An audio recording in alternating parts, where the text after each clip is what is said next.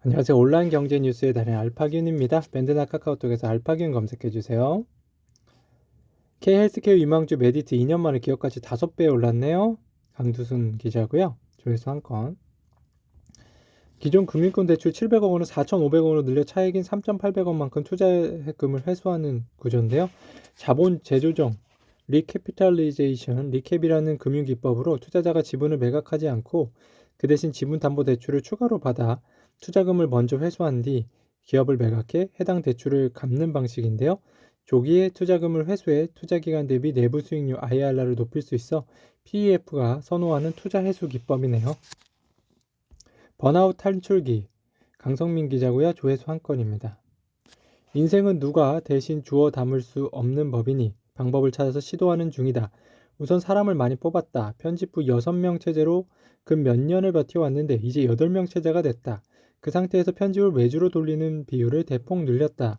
여기에 더해 출간 종수를 줄였다. 3중으로 일을 덜었으니 1인당 돌아가는 편집 압력이 2배 이상 줄어드는 셈이 된다. 대신 기획 비중을 높였다. 기획을 하려면 책을 읽고 사람을 만나고 돌아다녀야 한다. 책상머리 기획은 금방 시들기 때문이다. 영지버섯이라도 하나 캐오려면 산을 제대로 타야 한다.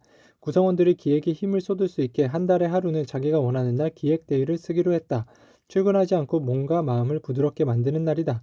부드러워야 다른 게 스밀 수 있으니 기획이 진과 부담으로 형질 전환되는 일은 막아야 한다.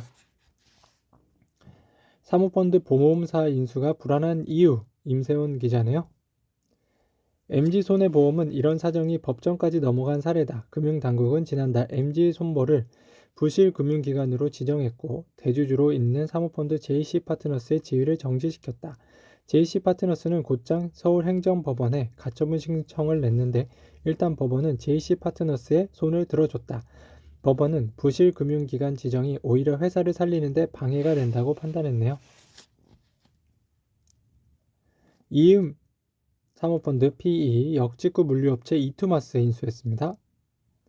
미국 스타트업 투자하는 한국계 기업인 웹3 블록체인 가장 주목하는 분야는 조회수 2건입니다. 이상은 기자고요. 그는 주로 영어를 쓰지만 어머니는 꼭 엄마라고 부르네요. 그의 자녀들도 그를 엄마라고 합니다.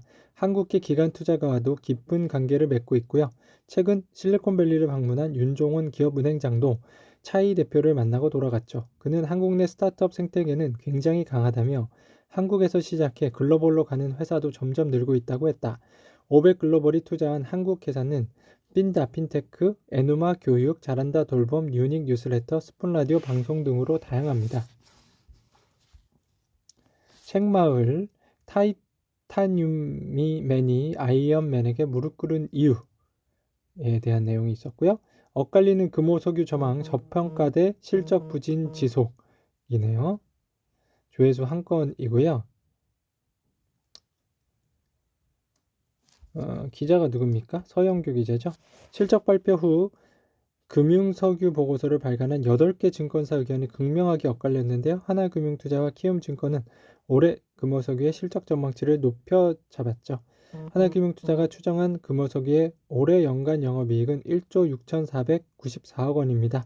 직전 추정치 1조 6,006억 원보다 3% 상향했네요.